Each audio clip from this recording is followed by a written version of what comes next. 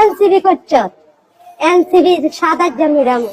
এরপরে সকালবেলা 6:30-6টার সময় আবার এরা আবার আইছে, 8-10 জন মিলে আইছে। ঘটনা হয়েছে, আমি শাপলাগলির ভোট দিছি, বুঝছেন? আমি শাপলাগলির ভোট দিছি। ভোট হয়েছে বৃহস্পতিবার হইতে মানে আমার হুমকি ধুমকি দিতেছে।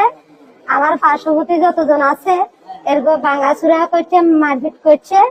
এর ফলে কালকে রাত্রে আমি 7টার সময় আমার চাচাতো বোনের বাড়ি চলে গেছি। সেইখানে থাকেন মারপিট ধ্বংস করতেছে, কেউ মচ্ছর ঘুমাইতেছে, কেউ ছাত্র মারতেছে, কেউ আমার চাচাতো বোনের ঘর দুয়ার সব ভাঙি ফেলে। এরপরে আমি সেখানে গেছি। একটা বাড়ি আমার মাথা ভাই ধরেছে। বাড়ি করার লাগে আমার স্বামী আমার ঘরে নিয়ে আসছে। আমরা ঘরে কথাবার্তি করতেছি, দুম করে আমার দুয়ার ভাই লাতে দিছে রাতের 11টার সময়। দুম করে যখন রাত্রের বেলা যান আমার ঘরের দরজা ভাই লাতে দিছে।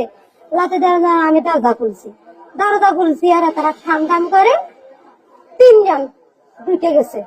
3 জন, একজন হলো কালা ইমরান, একজন হলো রহমান, আর একজন হলো রুবেল। এরা 3 জন আমার ঘরে ঢুকে গেছে। এনসিবি করছ, এনসিবি 7-8 মিরাম, এনসিবি 7-8 দেখামো এ কথা কয়ে আমার স্বামীর আমি ঝালমুড়ি খাইতেছি। আমার স্বামীরে নিয়ে এরকম মানে রুম আর একটা রুমে নি দরজা মারি থইছে। আমার হেরা গোসলখানা মানে বাথরুম, এইদিকে 2 সাইডে 2টা বাথরুম, একটা নারীর একটা পুরুষের, মাঝখানে একটা মানে গোসলখানা আছে। ওই গোসলখানার ভিতরে ঢুকে বহুত যুদ্ধ করতেছে, মানে আমার লগে আমার মানে অবৈধ কাজ করতে।